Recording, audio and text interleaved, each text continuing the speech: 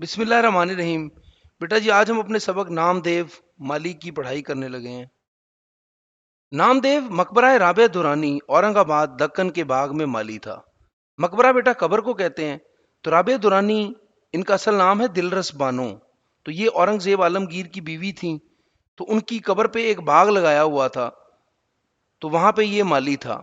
اور اورنگ آباد جو ہے نا یہ پرانا نام ہے، تو آج کل اس شہر کا نام دکن ہے۔ تو ابھی میں آپ کو وہ مقبرہ دکھاتا ہوں۔ تو یہ بیٹا جی وہ مقبرہ ہے جہاں پر وہ مالی تھا، یعنی اس کا جو باغ لگا ہوا تھا نا، تو اس باغ کے اندر وہ مالی کا کام کرتا تھا۔ ذات کا وہ ڈھیڑ تھا جو بہت نیچ قوم خیال کی جاتی ہے۔ ذات یعنی قوم، نیچ کا مطلب گھٹیا کمتر۔ تو ڈھیڑ ذات جو ہے نا یہ ہندوؤں کی ایک ذات ہے۔ تو یہ لوگ جو ہے نا جب کوئی جانور مر جاتا ہے تو وہ جانور کو آبادی سے دور پھینک کے آتے ہیں اور اس کی کھال وغیرہ اتار لیتے ہیں، تو چمڑے وغیرہ کا کاروبار کرتے ہیں۔ قوموں کا امتیاز مصنوعی ہے، امتیاز یعنی فرق، مصنوعی انسان کا بنایا ہوا ہے اور رفتہ رفتہ نسلی ہو گیا، رفتہ رفتہ آہستہ آہستہ۔ تو قوموں کا یہ جو فرق ہے کہ کوئی جٹ ہے، کوئی بٹ ہے، کوئی راجپوت ہے، ارائی ہے، تو یہ سارے یہ انسانوں نے خود بنائے ہیں، کیونکہ اللہ تعالیٰ نے تو صرف انسان بنایا ہے، تو اللہ نے کوئی ذات پات کا نظام نہیں بنایا۔ اور رفتہ رفتہ نسلی ہو گیا، اس کا مطلب یہ ہے کہ جیسے کوئی انسان ہے تو وہ جوتے بناتا تھا، تو لوگ اس کو موچی کہنا شروع ہو گئے۔ اب اس کا بیٹا جو ہے اس کو بھی لوگ موچی کہیں گے، چاہے وہ جوتے بنائے یا نہ بنائے۔ سچائی، نیکی، حسن کسی کی میراث نہیں، میراث یعنی وراثت، جائیداد، پراپرٹی، کہ سچائی، نیکی اور حسن یہ خوبیاں نیچی ذات والوں میں بھی ایسی ہوتی ہیں جیسی اونچی ذات والوں میں۔ اب یہاں پہ پھر بیٹا ایک شعر لکھا مصنف نے، کیس ہو کوہکن ہو یا ہو حالی، عاشقی کچھ کسی کی ذات نہیں۔ کیس یعنی مجنوں، کوکن یہ فرہاد اس کا نام ہے، یہ شیریں کا عاشق تھا، اس نے اس کی محبت میں پہاڑ کھودا تھا، تو اس لیے اس کو کوکن کہتے ہیں۔ ہو یا ہو حالی، حالی جو ہے یہ اردو کے مشہور شاعر الطاف حسین حالی ہیں۔ عاشقی کچھ کسی کی ذات نہیں، مطلب یہ کہ اگر آپ نامور ہونا چاہتے ہیں، مشہور ہونا چاہتے ہیں، تو اس کے لیے ضروری نہیں ہے کہ آپ کا نام کیس رکھا جائے یا کوکن رکھا جائے یا حالی رکھا جائے۔ اگر آپ میں صلاحیت ہوئی اور آپ محنت کے عادی ہوں گے تو آپ ناموری آپ کے مقدر میں لکھ دی جائے گی۔ مقبرے کا باغ میری نگرانی میں تھا، نگرانی مطلب نگہبانی، تو میری سے مراد مصنف ہیں مولوی عبدالحق صاحب۔ میرے رہنے کا مکان بھی باغ کے احاطے ہی میں تھا، احاطے یعنی چار دیواری میں تھا۔ میں نے اپنے بنگلے کے سامنے چمن بنانے کا کام نام دیو کے سپرد کیا۔ چمن یعنی باغ بنانے کا، سپرد کرنا، حوالے کرنا۔ میں اندر کمرے میں کام کرتا رہتا تھا، میری میز کے سامنے بڑی سی کھڑکی تھی، اس میں سے چمن صاف نظر آتا تھا۔ لکھتے لکھتے کبھی نظر اٹھا کر دیکھتا تو نام دیو کو ہمتن اپنے کام میں مصروف پاتا۔ ہمتن کا بیٹا مطلب ہوتا ہے مکمل طور پر، مصروف، مشغول۔ بعض دفعہ اس کی حرکتیں دیکھ کر بہت تعجب ہوتا، تعجب یعنی حیرانی ہوتی۔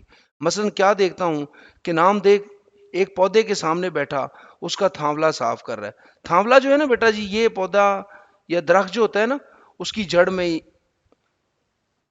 ایک گول سا دائرہ بنا دیتے ہیں ہم، تو جس میں ہم پانی وغیرہ ڈالتے ہیں، تو اس کو جو ہے نا تھانولا کہتے ہیں، تو اس کو تھالا بھی کہتے ہیں، تھے الف تھا لام الف لا تھالا۔ تھانولا صاف کر کے حوض سے پانی لیا، حوض یعنی تالاب سے، اور آہستہ آہستہ پانی ڈالنا شروع کیا۔ اب دیکھیں بیٹا جو کام چور لوگ ہوتے ہیں تو وہ پانی بھی ڈالیں گے، بالٹی بھرنی ہے تو یہ اوپر سے انہوں نے پھینک دینا، وہ جدھر مرضی کو جائے، مگر اس نے ایسا نہیں کیا، بڑے پیار سے آرام آرام سے پانی ڈالا ہے۔ پانی ڈال کر ڈول درست کی اور ہر رخ سے پودے کو مڑ کر دیکھا۔ تو اس طرح کا جو چھوٹا سا تالاب ہوتا ہے نا پانی کا، تو اس کو حوض کہتے ہیں۔ تو ڈول جو ہے جس طرح یہ ہے نا، یہ پانی نکالنے کے لیے ایک برتن بنایا ہوا ہے، تو اس طرح کا برتن جو ہے نا، اس طرح کے تالاب سے اس نے پانی نکالا تھا، تو نکالنے کے بعد اس نے پیار سے ڈالا اور پھر اس کو وہیں لے جا کے رکھ دیا جہاں سے اس کو اٹھایا تھا۔ ہر رخ سے پودے کو مڑ کر دیکھا، یعنی ہر طرف سے اس نے پودے کو بڑے پیار سے دیکھا، پھر الٹے پاؤں پیچھے ہٹ کر اسے دیکھ، یعنی الٹا چلنے لگا، دیکھتا جاتا تھا اور مسکراتا اور خوش ہوتا تھا۔ یعنی اس کا پودا جو ہے نا اگر صحت مند ہوتا، پیارا لگ رہا ہوتا، تو وہ بہت ہی زیادہ خوش ہوتا اس کو ہر طرف سے دیکھ کر۔ یہ دیکھ کر مجھے حیرت بھی ہوئی اور خوشی بھی، کیونکہ مصنف کا خیال ہے کہ کام اسی وقت کام ہوتا ہے جب اس میں لذت آنے لگے، یعنی مزہ آنے لگے۔ بے مزہ کام کام نہیں، وہ بلکہ بیگار ہے۔ بیگار ہوتا ہے بیٹا زبردستی لیا گیا کام، بغیر معاوضے کے لیا، یعنی آپ کو پیسے وغیرہ نہ ملے، سیلری نہ ملے اور آپ سے زبردستی کام لیا جائے تو اس کو بیگار کہیں گے۔ اب مجھے اس سے دلچسپی ہونے لگی، یہاں تک کہ بعض وقت اپنا کام چھوڑ کر اسے دیکھا کرتا، مگر اسے کچھ خبر نہ ہوتی کہ کوئی دیکھ رہا ہے یا اس کے آس پاس کیا ہو رہا ہے، آس پاس یعنی ارد گرد۔ وہ اپنے کام میں مگن رہتا، مگن یعنی مشغول رہتا۔ اس کے کوئی اولاد نہ تھی، وہ اپنے پودوں اور پیڑوں کو ہی اپنی اولاد سمجھتا تھا، اور اولاد کی طرح ان کی پرورش اور نگہداشت کرتا تھا۔ نگہداشت مطلب دیکھ بھال کرتا تھا۔ ان کو سرسبز اور شاداب دیکھ کر ایسا ہی خوش ہوتا جیسے ماں اپنے بچوں کو دیکھ کر خوش ہوتی ہے۔ سرسبز اور شاداب ان دونوں کا مطلب ہرا بھرا ہوتا ہے۔ وہ ایک ایک پودے کے پاس بیٹھتا، ان کو پیار کرتا، جھک جھک کر دیکھتا، اور ایسا معلوم ہوتا گویا ان سے چپکے چپکے باتیں کر رہا ہے۔ جیسے جیسے وہ بڑھتے اور پھلتے پھولتے، اس کا دل بھی بڑھتا اور پھولتا تھا۔ ان کو توانا اور ٹانٹا دیکھ کر، توانا ہوتا ہے بیٹا طاقتور، اور ٹانٹا ہوتا ہے مضبوط، اس کے چہرے پر خوشی کی لہر دوڑ جاتی۔ کبھی کسی پودے میں اتفاق سے کیڑا لگ جاتا یا کوئی اور روگ پیدا ہو جاتا، روگ مطلب بیماری یا مرض، تو اسے بڑا فکر ہوتا۔ فکر یعنی تردد، پریشانی۔ بازار سے دوائیں لاتا، باغ کے داروغے یا مجھ سے کہہ کر منگاتا۔ داروگا جو ہے نا بیٹا، یہ نگران کو کہتے ہیں، جو نگرانی کرتا ہے، ہیڈ ہوتا ہے۔ دن بھر اسی میں لگا رہتا اور اس پودے کی ایسی سیوا کرتا، سیوا یعنی خدمت کرتا، جیسے کوئی ہمدرد اور نیک دل ڈاکٹر اپنے عزیز بیمار کی کرتا ہے۔ ہزار جتن کرتا، جتن یعنی کوششیں کرتا، اور اسے بچا لیتا، اور جب تک وہ تندرست نہ ہو جاتا اسے چین نہ آتا۔ اس کے لگائے ہوئے پودے ہمیشہ پروان چڑھے، اور کبھی کوئی پیڑ ضائع نہ ہوا۔ پیڑ یعنی درخت۔ باغوں میں رہتے رہتے اسے جڑی بوٹیوں کی بھی شناخت ہو گئی تھی۔ شناخت یعنی پہچان ہو گئی تھی کہ کس جڑی بوٹی کا کیا فائدہ ہے۔ خاص کر بچوں کے علاج میں اسے بڑی مہارت حاصل تھی۔ مہارت یعنی کمال حاصل تھا اس کو۔ دور دور سے لوگ اس کے پاس بچوں کے علاج کے لیے آتے تھے، اور وہ اپنے ہی باغ میں سے جڑی بوٹیاں لا کر بڑی شفقت اور غور سے ان کا علاج کرتا۔ کبھی کبھی دوسرے گاؤں والے بھی اسے علاج کے لیے بلا لے جاتے۔ بلا تعمل چلا جاتا، مفت علاج کرتا، اور کبھی کسی سے کچھ نہیں لیتا تھا۔ بلا تعمل کا بیٹا مطلب ہوتا ہے بغیر وقفے کے، سوچ بچار کے بغیر، یعنی فوراً چلا جاتا، یہ نہیں کہ نخرے کرنا شروع کر دیتا۔ وہ خود بھی بہت صاف ستھرا رہتا تھا، اور ایسا ہی اپنے چمن کو بھی رکھتا تھا، اس قدر پاک صاف جیسے رسوئی کا چوکا۔ رسوئی کا چوکا جو ہے نا یہ بیٹا کھانے پینے کی چیزیں رکھنے کی جگہ جو ہوتی ہے نا، کچن جو ہوتا ہے اس کو بولتے ہیں۔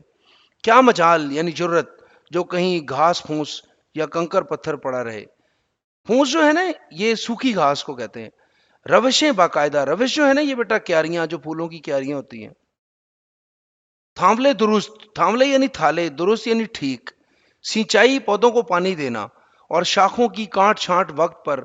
جھاڑنا یعنی درختوں سے پتے وغیرہ جھاڑنا، اور بہارنا، بہارنا جو ہے نا یہ جھاڑو دینا، جھاڑو جو ہے اس کو بہارا بھی کہتے ہیں۔ صبح شام روزانہ، غرض سارے چمن کو آئینہ بنا رکھا تھا۔ چمن یعنی باغ کو آئینے کی طرح صاف اس نے رکھا ہوا تھا۔ باغ کے داروغہ یعنی نگران، ان کا نام تھا عبد الرحیم خان فینسی، یہ بیٹا آپ نے یاد رکھنا ہے۔ خود بھی بڑے کارگزار اور مستعد شخص ہیں۔ کارگزار کا مطلب ہوتا ہے کام کرنے والے، مستعد کا مطلب چالاک، ہوشیار، پھرتیلے، ایکٹیو، اور دوسروں سے بھی کھینچ تان کر کام لیتے ہیں۔ کھینچ تان کر یعنی سختی سے۔ اکثر مالیوں کو ڈانٹ ڈپٹ کرنی پڑتی ہے، ورنہ ذرا بھی نگرانی میں ڈھیل ہوئی یعنی نرمی ہوئی، ہاتھ پر ہاتھ رکھ کر بیٹھ گئے۔ ہاتھ پر ہاتھ رکھ کر بیٹھنا یہ محاورہ ہوتا ہے، اس کا مطلب ہوتا ہے فارغ بیٹھنا۔ یا بیڑی پینے لگے، بیڑی جو ہے نا یہ ایک سگریٹ ہوتی ہے، ایک قسم کی دیسی سگریٹ، تو اس طرح کی یہ سگریٹ ہوتی ہے، اس طرح اس کو ایک سائڈ سے جلا کے نا دوسری سائڈ سے اس کو پیتے تھے ایک دور کے اندر۔ یا سائے میں جا لیٹے، عام طور پر انسان فطرتاً کاہل اور کام چور واقع ہو، یعنی انسانوں کو دل نہیں کرتا کہ وہ کام کریں۔ آرام طلبی ہم میں کچھ موروثی ہو گئی ہے۔ موروثی یعنی وراثت میں ملی ہے ہمیں، یعنی ہمارے آباء و اجداد بھی کام چور تھے اور ہم بھی ہیں، یہ کہنا چاہتے ہیں مصنف۔ لیکن نامدیو کو کبھی کچھ کہنے سننے کی نوبت نہ آئی۔ وہ دنیا و ما فیہا سے بے خبر اپنے کام میں لگا رہتا۔ دنیا و ما فیہا، دنیا اور جو کچھ اس میں ہے، یعنی تمام دنیا سے بے خبر۔ نہ ستائش کی تمنا، نہ صلے کی پرواہ۔ ستائش کہتے ہیں تعریف کو، اور صلہ کہتے ہیں بدلے کو، پرواہ یعنی فکر۔ یعنی لوگ اس لیے کام کرتے ہیں کہ ان کی تعریف ہو یا ان کو اچھے پیسے وغیرہ ملے، تو وہ ان چیزوں سے ہٹ کے کام کرتا تھا۔ وہ اس لیے کام کرتا تھا کہ اسے کام کرنا ہوتا تھا۔ تو بیٹا جی آج کا کام ہمارا اتنا ہی ہے۔ اللہ حافظ۔